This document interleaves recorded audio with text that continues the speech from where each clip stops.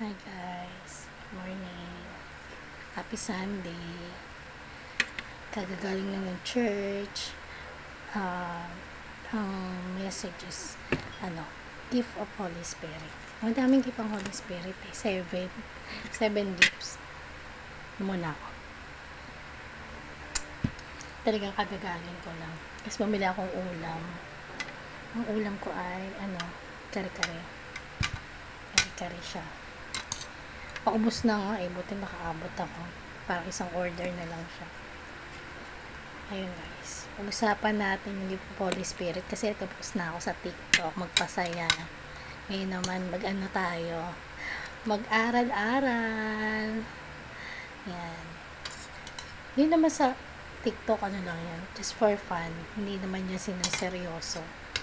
Parang, parang maging masaya lang. Hindi boring yung buhay natin. Kasi baka mag-iisip kayo, masama, nagti-TikTok tapos nag-YouTube, diba? Hindi, just for fun.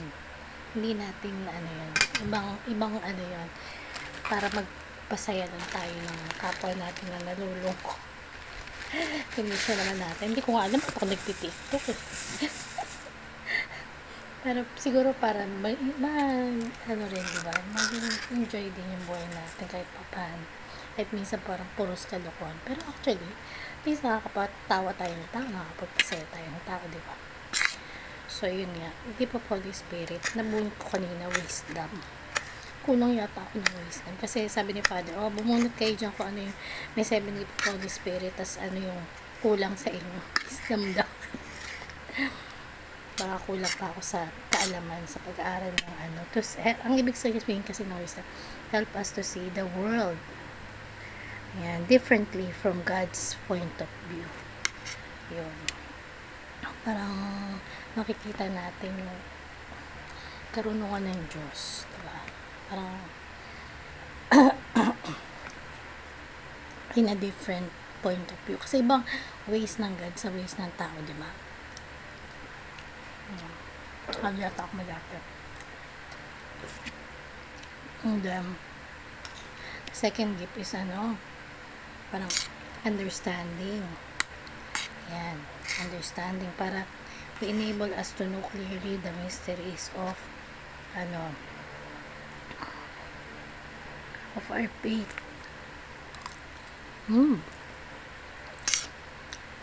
Konti na lang gulay na besa ako. Then counsel, help us to discover what is right and what is wrong. Ang pangatlo. Pang-apat, fortitude, strengthen us continually to accomplish what is true, good, and beautiful. Ang binabasa ko kasi nag-research ako. And then, knowledge enable us to discover what's God's will in all things. Parang yung knowledge tsaka yung wisdom parang pareho pero magkaiba siya. Yung knowledge kasi parang tayo yung nagdi-discover noon, pero yung wisdom galing talaga yung sa Diyos na parang binabato sa atin. Parang ganun pagkakaintindi ko. Ito. Piety. Help us to love God, merciful Father, and to obey and to love Him. Yun. Parang mahalin natin Diyos ng higit sa lahat. Lahat ng bagay. Yung pala ibig sabihin ng piety. Tapos, fear of the Lord. Help us to understand how we depend on God for everything. That He is God, not us. We are not God. Siya ang God. Galing, no? Yung mga gift. Alam ko binibigay yung gift of Holy Spirit sa kumpil eh. Parang dyan binibigay yung fruits pala. Fruits ba o gift? Wala alam, no? Parang hindi na tayo nag-aaral. Alam ko parang dun binibigay ang mga gift of Holy Spirit sa kumpanya. Kasi may isip na tayo. Parang dun niya dinadagdag lahat. Ganun. Ano pala to? Towel.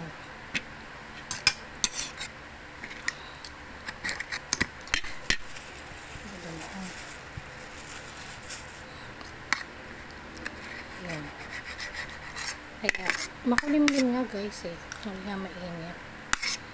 Kasi yung init, diba? Pero buti na lang. Hindi siya mainit.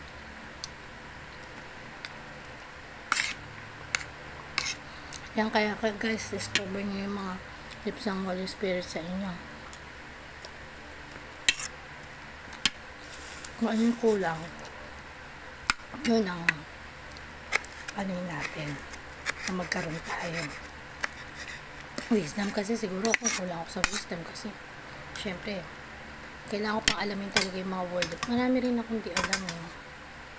Yun, kaya nga tayo nagsisimba, diba? Para maging ano tayo, magkaroon tayo ng wisdom sa mga gagawin natin, kung sa mga tamang desisyon, gano'n, wisdom and understanding.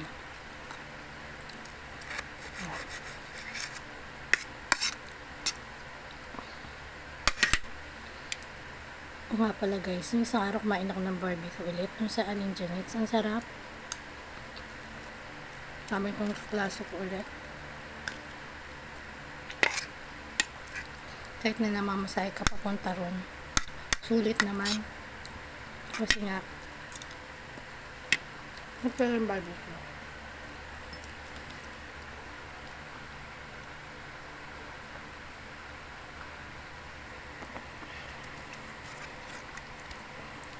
Kaya guys, huwag nyo kakalimutan mag-church, magsimba. Kasi dyan tayo nagkakaroon ng wisdom. Mga bagay hindi natin naiintindihan. Minsan pinapaintindi sa atin ng Diyos. Tsaka naman yun, pag nagsisimba talaga, kahit na yung puso natin talagang nagiging ano, hindi na tayo pusong bato. Nagiging pusong mamon na tayo. Ang baga, matigas ang puso natin. Malambot yan. Napalambot ni Jesus yan kasi pumapasok siya sa katawan natin, diba? Ito pa isa. Kaya, marami binigay sa akin. Kaya, ayun. Yung TikTok ko, huwag nyo na masyadong seryosohin. Kasi ano lang yun, mga for fun lang naman yan. Pero syempre, God pa rin. Diba? Sa hapon nga guys. Diba nakita nga kami ng class ko. Hindi ako nakasimba. Pinababa akong blooming tree para magsimba. Kasi nalita ko ng maga. Nung tanghali hindi rin ako nakasimba. Naglaba ako. Kasi nga, pinasimba pa rin talaga ako ng 6. Kaya nagsimba pa rin ako. Nagsimba pa rin. Ano, may inuutusan ka. Sundin mo yun.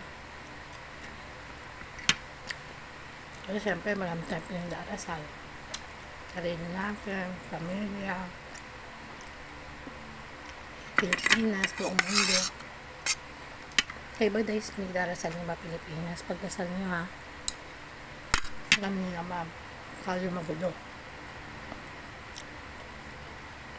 Minsan nga naisip ko yung tumira sa Pilipinas eh. Kasi naman ako pupunta. Mahirap na rin mag-work sa ibang bansa. May edad na rin tayo, diba? Pwede pa ba? So, kung mag-abroad din. Pwede pa may mga 53. Pag pwede pa, mag-abroad na lang ako.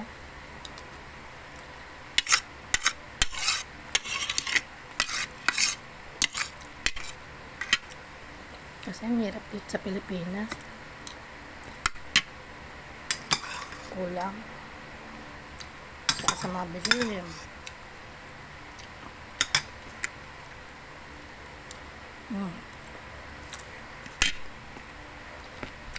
Kaya guys, ano ulam nyo?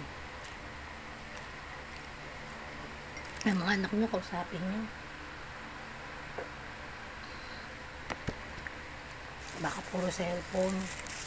Sabi ng isang father na isa, yung si Father Jomar, Joel, Jomar,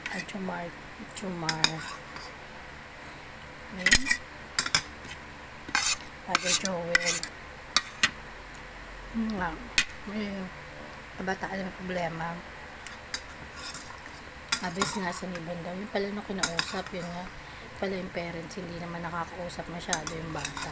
Puro papansin, hinaan sa ganun. Ay nako. Ako wala man ako anak yung mga pamangkin ko, yung panahon na nagdadalaga at nagbibinatayan. Ay, dalaga lang pala. Pag minsan rin akong pamangkin na nagbibinatayan, nakakausap ko talaga sila, inaalam ko yung mga nila, boyfriend, mga gano'n. Kung nasaktan ba sila, kasi syempre may mga first love yan, diba? Kailangan supportahan natin yan, hindi naman sasalita, pero kailangan natin silang kausapin, diba? Kaya na-inlove din tayo, ako nga na-inlove din nun, hindi alam ng mga magulang ko, may ako, pero inlove na ako nun, diba? Kaya lang, siyempre ang purpose ko nun, makapagtrabaho, kaya hindi ko inuuna yung mga love. Kaya late na ako nag-asawa, diba?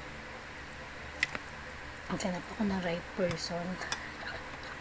Makakaintindi sa kabaliwan. Joke lang. Hindi, mabait kasi asawa ko.